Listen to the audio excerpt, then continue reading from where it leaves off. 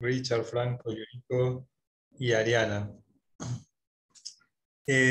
Bueno, me pareció muy seductora la invitación de reflexionar sobre el futuro de la propiedad intelectual, ¿no?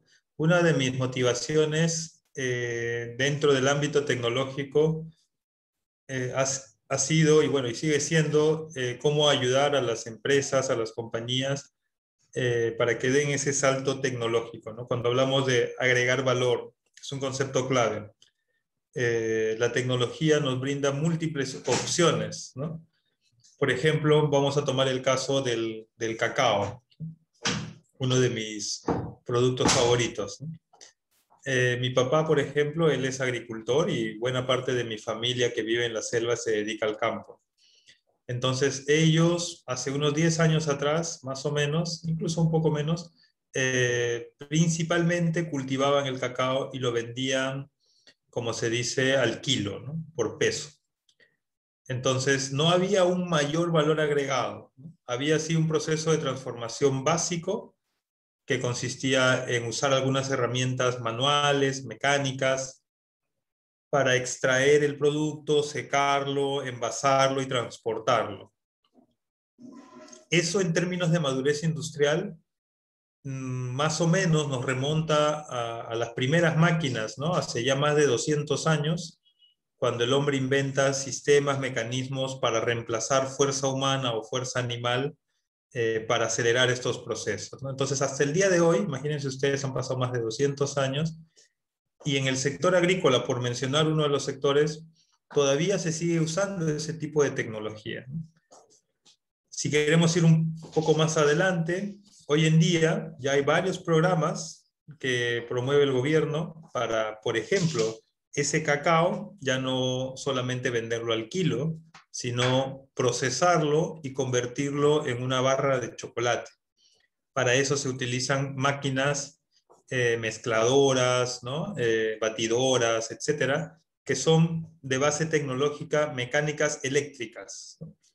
Ese tipo de tecnología es parte de la segunda revolución industrial, cuando el hombre inventa el motor a combustión y la electricidad, ¿no? Esto permite, por supuesto, por ejemplo, extender las horas de trabajo. Ahora nos parece normal, ¿no? Que tengamos luz, que estemos a estas alturas de la noche conversando de manera distribuida cada uno en su casa, pero esto en la época de los abuelos no era así, ¿no? En la época de los abuelos, incluso yo recuerdo cuando era niño, ¿no? Tampoco es que teníamos electricidad a las 24 horas en casa, ¿no? Entonces ya a cierta hora había que parar las actividades e ir a dormir, ¿no? Cuando vivía en la selva. Entonces, esto de aquí nos configura un contexto de madurez industrial 2.0, ¿no? Donde el producto ya se transforma a un nivel mayor, ¿no? Hay un mayor valor agregado porque se puede acelerar su proceso, por ejemplo, para convertirse en una barra de chocolate, para envasarlo, para etiquetarlo. Pero todavía es una mezcla de un proceso manual semiautomatizado, ¿no? Luego ya tenemos el proceso netamente automatizado cuando aparecen las tecnologías digitales, cuando el hombre inventa los transistores, ¿no? Los transistores, la electrónica, ¿no? Y aparecen las líneas de producción controladas por algoritmos de inteligencia artificial, por robots, y que nos ha permitido dar el salto hacia una producción masiva y estandarizada. La prueba de eso, por ejemplo, en el caso del cacao, ¿no? Bueno, son casi todos los chocolates que compramos en tiendas, ¿no? Vienen de una producción masiva, estandarizada, y de igual forma no solo el chocolate, la silla, las mesas, la ropa. Una evidencia muy sencilla de cuán inmersos estamos en este modelo industrial es que casi todo lo que tenemos lo compramos, no lo producimos, ¿no? Y lo compramos en base a una talla, ¿no? No sé si alguno de ustedes tiene algo hecho por ustedes en este momento, además de Walter, que hace un montón de telares, ¿no? Pero alguno de ustedes, por ejemplo, ha hecho sus zapatos. ¿Quién de ustedes ha hecho su ropa? Chicos, ¿pueden responder activamente, por favor? Franco creo que a esto hacía ropa. No sé si ha hecho para él mismo. En mi Qué caso, yo bien. sí llegué a fabricar un chaleco y una cartera. Qué bueno, Ariana, felicidades. Carol, Carol, por favor, Carol recién se integra, pero está ahí. Sí, buenas tardes. Hola, Bueno, yo Carol. también he llegado a comprar tela para intentar hacer. Tal vez no me ha salido muy bien, pero lo he intentado. Y tal vez otra cosa también como que reciclar, ¿no? Tal vez modificar ropa que ya tenía. Ah, Y interesante. sí. Una cosa que yo hice fue, o sea, no hice mis zapatos, pero hice el zapatero donde pongo mis zapatos. Genial, qué bien, buenísimo. Sí, y efectivamente, ¿no? Algo que en la época de nuestros padres, o tal vez en el caso de ustedes, de sus abuelos o bisabuelos, en mi caso tal vez con Walter, nuestros abuelos, ¿no? Era común hacer cosas en la casa, ¿no? O sea, la abuela tejía las chompas, ¿no? Por lo general, ¿no? También esta suerte de división del trabajo, ¿no? Los padres o los hombres en esa época hacían, por ejemplo, labores de carpintería. Mi papá construyó la casa donde vivíamos, ¿no? Entonces, la relación entre el proceso productivo y la cotidianidad era mucho más íntima, más ligada, ¿no? Eso se fue perdiendo o se fue distanciando con el tiempo por la segregación del trabajo y la segregación de la producción. Por supuesto, esto con fines de generar una alta especialización y optimización de tiempos, etcétera. Pero ¿cuáles son? Si bien esto tiene consecuencias positivas porque permitió reducir los costos drásticamente, casi de todo lo que tenemos, ¿no? Y hacer algo de forma manual hoy resulta mucho más caro que comprarte algo estándar, ¿no? Por lo general, ¿no? Entonces, si bien esto trajo consecuencias positivas, entre las consecuencias negativas, por ejemplo, tenemos, claro, si necesitas hacer un producto masivo, esto no puede pues perecer en en los próximos días, tiene que mantenerse mucho tiempo, ¿no? En cambio, cuando tú lo hacías en casa no había problema porque no pasaba más de una semana y ya lo habías consumido, ¿no? Entonces, hablando de los alimentos, por ejemplo, las bebidas, sí se empieza a generar un impacto muy nocivo en el desarrollo de conservantes, empaques, y si hablamos ya de la industria textil, etcétera, digamos, tenemos por un lado impactos nocivos en el ambiente, tememos por otro lado, algo un poco más próximo tal vez a lo que cada uno de nosotros hace en casa, es que ya nos distanciamos del control sobre las características del producto que yo quisiera para mi uso, ¿no? Es decir, a partir de esta producción masiva estandarizada es que nosotros nos convertimos esencialmente en consumidores. Ya dejamos de ser productores o generadores y pasamos al ámbito del consumidor, del que básicamente decide sobre algo que otros ya crearon, ¿no? Decido en base a las tallas que ya, ¿no?, están estandarizadas, decido en base a ciertas características, pero que están, digamos, determinadas por una media, ¿no? La paradoja con la media, con establecer una media, por ejemplo, anatómica o de nutrición o de medicina, es que por querer alcanzar el máximo radio de personas, al final no cuadra con ninguno, ¿no? Un ejemplo muy simple, ¿no? Las vitaminas, ¿no? Hablando de, por ejemplo, las chispitas que se les lleva a los niños para su nutrición. Es un producto estándar, ¿no?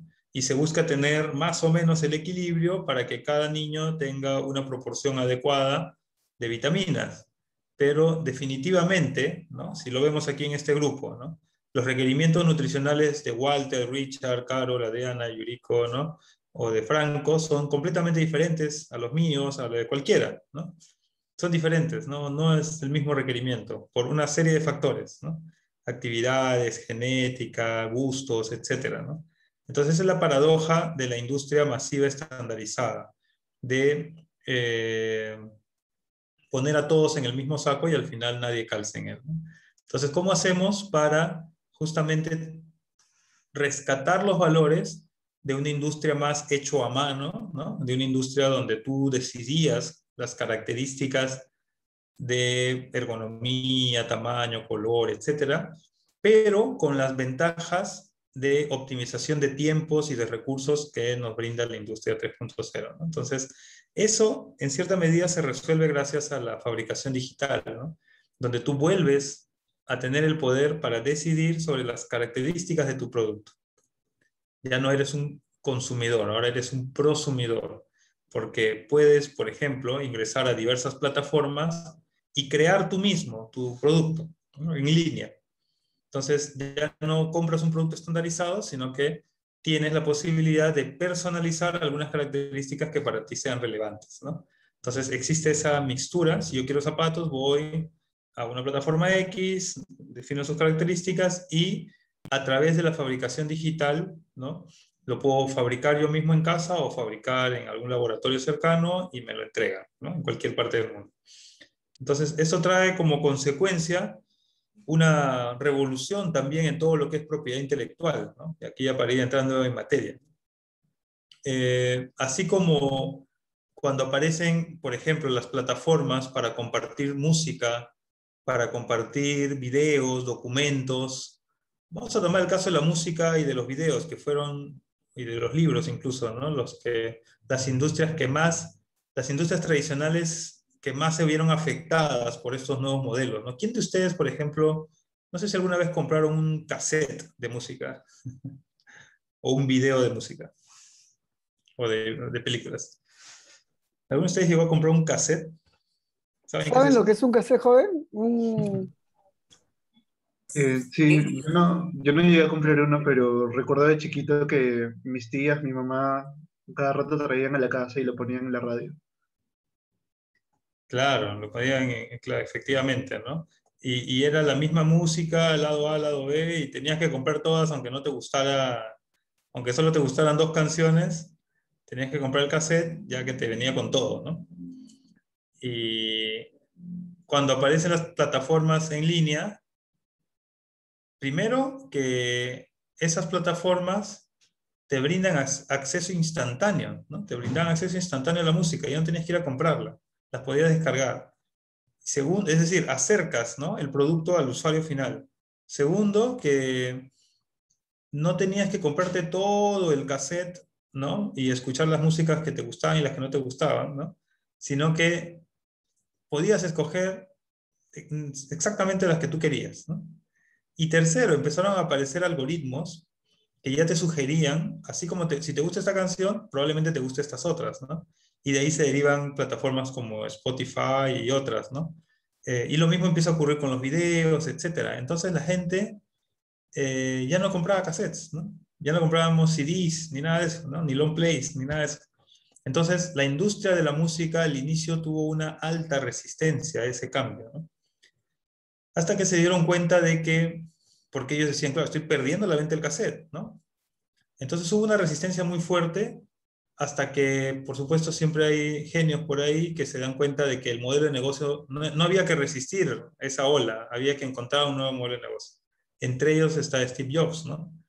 Que plantea pues los iTunes, ¿no?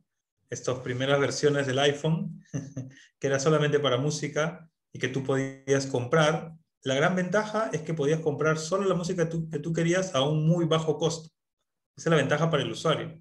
Y la ventaja para el productor, para el que se sacó la mugre, grabando ese video y toda la productora, etcétera, pues la ventaja para ellos es que ahora a través de estos medios ya no solamente llegaban, vamos a decir, a 1000, podías llegar a 100.000, a millones de personas, ¿no? Entonces, que una canción como la famosa Despacito y tantas otras puedan tener miles de millones, ¿no? O sea, 5.000 millones, ¿no? de visitas, eso es posible gracias a esta capacidad de acceso, ya no de accesos a través de medios físicos, sino sobre todo medios digitales, ¿no? Entonces, esto trajo como consecuencia una transformación también en los modelos de propiedad intelectual, ¿no? Entre los más radicales, los más avanzados en esta línea están, por ejemplo, la plataforma de Creative Commons, ¿no? Donde dijeron, o el principio es, la colaboración nos permite evolucionar más rápido en ese sentido. Hay que proteger, pero no hay que cerrar la colaboración, ¿no? Pero bueno, hay distintas variantes desde la propiedad intelectual cerrada, ¿no? Hasta la propiedad intelectual abierta o colaborativa o compartida, ¿no? Ahora, eso mismo se empieza a reflejar en el ámbito de los productos físicos, ¿no? Recuerdo alguna vez que fuimos a buscar auspicios a una empresa y cuando nos preguntaron, esto fue hace más de 10 años, ¿no? Cuando empezamos con los Fab Labs, y nos preguntaron, ¿ustedes a qué se dedican? Inocentemente le dijimos al gerente de esa empresa, mira, este producto que tú tienes, nosotros lo podemos escanear, ¿no? Lo podemos rediseñar y lo podemos imprimir y compartir con todos. Se quedó mirando con su otro gerente, ¿no? O miembro de su empresa y nunca nos dieron el auspicio, ¿no? Entonces, claro, hoy en día poder replicar objetos físicos y hardware, ya no solo software, es muchísimo más fácil que antes, ¿no? Entonces, finalmente, todo esto trae como consecuencia de que los procesos de compartir creaciones se han acelerado, pero también los procesos de crear nuevos productos o servicios se han acelerado. El año pasado tuvimos la oportunidad de interactuar con gente. Es lo que siempre hacemos en la Red Fab, ¿no? Pero especialmente el año pasado porque fue una situación extrema que en muy corto tiempo pudimos contribuir de una manera muy alineada entre varios diseñadores, bueno, en fin, médicos, gente de distintas áreas para producir soluciones ante la pandemia, ¿no? Y aquí, por supuesto, surge otro desafío: cómo generar un nuevo modelo de propiedad intelectual que te permita, por ejemplo, gestionar, registrar y brindar beneficios a productos o servicios desarrollados de forma masiva y evolutiva, ¿no? Porque tú puedes crear algo y si lo registras, ya está, ¿no? O sea, el producto ya está registrado, pero ¿qué pasa si haces mejoras continuas cada día, cada segundo, ¿no? Y con miles de personas a la vez, ¿no? Tendrías que volver a registrar y volver a registrar y volver a registrar, saldría carísimo, ¿no? Entonces, o no sé si existe la figura de extensiones de una patente, cuando le complementas algo más, esa parte ya el doctor Walter nos iluminará, pero es una de las inquietudes que a mí personalmente también me llama mucho la atención, ¿no? Cómo, o en las que me interesa explorar soluciones para el desarrollo de productos o servicios de forma masiva, acelerada, evolutiva y con, bueno, participación de cientos o miles o millones de personas a la vez. Eso, Sí, mis estimados. Me hace recordar bastante al movimiento Arts and Crafts, y bueno, después de eso también, después del modernismo, cuando ya todo se estaba industrializando, se quería regresar como que un poco a lo antiguo, a lo más artesanal, para que justamente es esto de la personalización de los objetos que queremos en nuestras casas, ¿no? El movimiento Arts and Crafts era sobre eso, y después de la industrialización y con el movimiento del modernismo también se quería llegar a eso de nuevo. Pero en este sentido, ahora, en la actualidad, con esta revolución de la tecnología, también, o sea, creo que es como que algo que se repite en la historia y justamente vienen los mismos problemas que hay antes, pero se repiten de un diferente modo. O sea, cuando se habla de la personalización del producto que queremos y volvernos ya no consumidores, sino prosumidores, también hay una dependencia de la tecnología, y especialmente acá en Perú, que no hay mucho acceso a esto. ¿Cuán viable se vería o que una persona común y corriente pueda acceder a este tipo de fabricación digital? Claro, hoy en día hay tres grandes tendencias, ¿no?, que permiten democratizar más el acceso a estas herramientas, ¿no? Primero es la democratización del conocimiento. No necesitas tener una carrera de 5 años. Es más, el modelo de carrera de 5 años ya es obsoleto, ¿no? Es herencia de 2.5, 3.0, ¿no? Un modelo industrial, digamos, de hace 60 años, ¿no? Más o menos. Pero volviendo al tema de tu inquietud, maestro, uno es la democratización del conocimiento. Así como puedes personalizar un producto, ahora tú puedes personalizar tu educación. Puedes decidir qué conocimiento necesitas y puedes acceder a ello, así como la música, ¿no? Ya no tienes que comprar todo el paquete en un disquete, ¿no? Y pagar un montón por eso, sino que tú pagas específicamente por lo que quieres y a un costo muy bajo. Exactamente está pasando lo mismo con la educación, ¿no? Seguramente han visto un montón de plataformas donde puedes acceder a conocimiento incluso sin costo, ¿no? En YouTube hay un montón de tutoriales, hay un montón de foros, etcétera. Solo es cuestión de, es que es algo que no hemos desarrollado, ¿no? Gestionar nuestra propia educación. No nos han formado para eso, ¿no? Nos han formado para consumir educación, ¿no? Consumir lo que nos da el modelo llamado profesión arquitecto, ¿no? O cualquier universidad, ¿no? Cualquier carrera. Por lo general, claro, la idea es que eso se vaya un poco liberando en la medida en que después decidimos sobre qué electivos, pero no es, igual sigue siendo un poco dependiente, ¿no? Igual sigue siendo dentro de un molde de lo que debería ser la profesión. Entonces, bueno, hoy en día eso se rompe con lo que es la educación personalizada y el concepto del do it yourself, ¿no? O el hazlo tú mismo, que te permite o que te invita, ¿no? A ir por ese modelo de educación que tú quieres ahora en base a la profesión o al estilo de vida que tú necesites o que tú quieras, ¿no?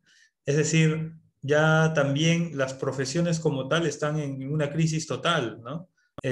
Muchas de las carreras que se esperaban que se extinguieran en los próximos 4 o 5 años ya están quedando obsoletas en meses, ¿no? La pandemia ha acelerado todo esto.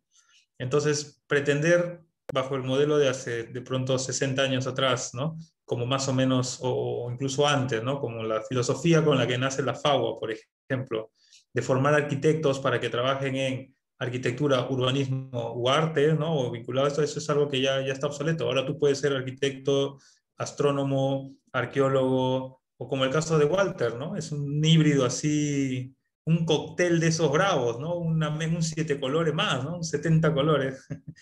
Pero es que eso es lo que ocurre en el mundo, ¿no? Eso es lo que el mundo hoy en día genera, ¿no? O sea, es una invitación a personalizar nuestra carrera, nuestro estilo de vida en base a nuestros intereses, ¿no?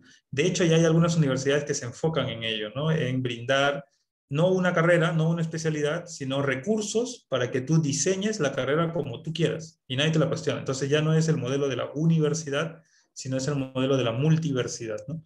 Entonces ese es uno, la democratización del conocimiento, y aquí mi invitación a que ustedes sean arquitectos de su profesión, más que arquitectos de profesión, y cualquier inquietud que tengan, pues empiecen a explorarlo, a buscarlo. La información está ahí a la mano, ¿no? No hay excusa. La Ariana. otra gran... No, sigue, dale. No, por favor, dale. Mientras Ariana, tu pregunta se va a cortar en pocos segundos, pero de ahí nos conectamos nuevamente, por favor, Benito.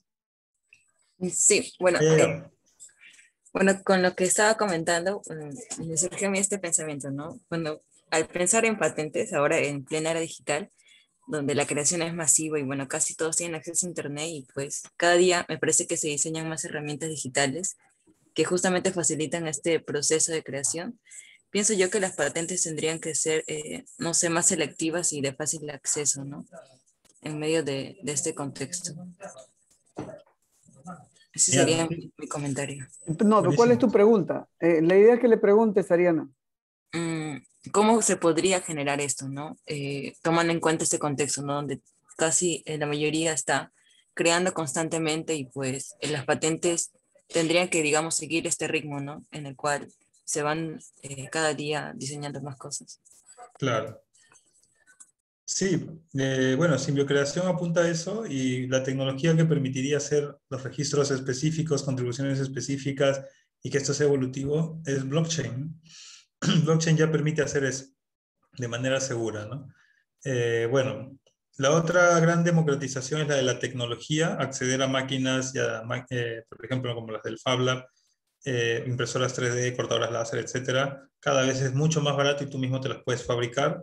Y sobre todo, tú puedes crear tus propias máquinas, ¿no? Así como el caso del doctor Walter, ¿no? Que no solamente hace productos, sino hace máquinas que crean productos, ¿no? Y la otra gran oportunidad es la democratización del impacto. El hecho de que exista esta interconectividad y mucha gente que por su propia iniciativa, ¿no? Empiezan a explorar impacto en distintas áreas, permite, por ejemplo, escalar cualquier idea, proyecto que tengas en mente a nivel global, ¿no? El aula ya no es un cuadrado, ya no son 30 personas dentro de 4 paredes, sino el aula es un círculo, es el planeta entero con el cual tú puedes interactuar, ¿no? Entonces, un ejemplo clarísimo es Walter, ¿no? O sea, Walter pasó de enseñar a 30 jóvenes en un salón, ahora enseña a gente en todo el mundo, ¿no? Y se conecta con gente en todo el mundo y su impacto también crece, ¿no? Entonces, esas tres cualidades de estas nuevas tecnologías son, digamos, aplicables prácticamente a cualquier contexto, ¿no? Sí, Carol, a ver una pregunta antes que se corte, ya faltan 2 minutos, pero igual, queda la pregunta. Carol. Es arquitecto. Bueno, según lo que había estado también escuchando, bueno, también me parecía como que importante este tema de que nosotros deberíamos poder identificar los problemas que tenemos y poder resolverlos pues con tecnología, ¿no? Y la fabricación digital técnicamente como que nos ofrece esta oportunidad para poder independizarnos tecnológicamente, pero siento que no, bueno, al menos antes de, por ejemplo, de entrar a ser parte de este grupo de investigación, como que yo no conocía tampoco mucho del tema de patentes, ni tampoco conocía respecto a qué otras patentes o cuáles se han realizado, ¿no? En el Perú. Entonces, no sé, siento que sí podría darme su opinión en cuanto a cómo, cómo debería mostrarse más cuáles son las tecnologías que estamos desarrollando, ¿no? A nivel del país. Porque técnicamente estamos como que comprando tecnologías de otros países y sin poder explotar tal vez lo que ya tenemos. O sea, tal vez hay buenas ideas de patentes, pero que no están siendo reconocidas pues por nosotros mismos, pero también porque no hay una buena difusión, ¿no? Entonces, no sé si entendí bien mi pregunta. Claro, claro. Lamentablemente no hay tiempo para responderla, pero es muy importante tu pregunta. Bueno, cuando nos No te conectemos de preocupes. nuevo. Nos conectamos nuevamente para cerrar ya. Con Benito quedamos que iban a ser cortas las reuniones, pero se nos ha dilatado. Vamos a hacer Ya. una segunda rueda y hacemos conclusiones y cerramos. Y los que Disculpa, faltan... Carlos, volvemos en instantes.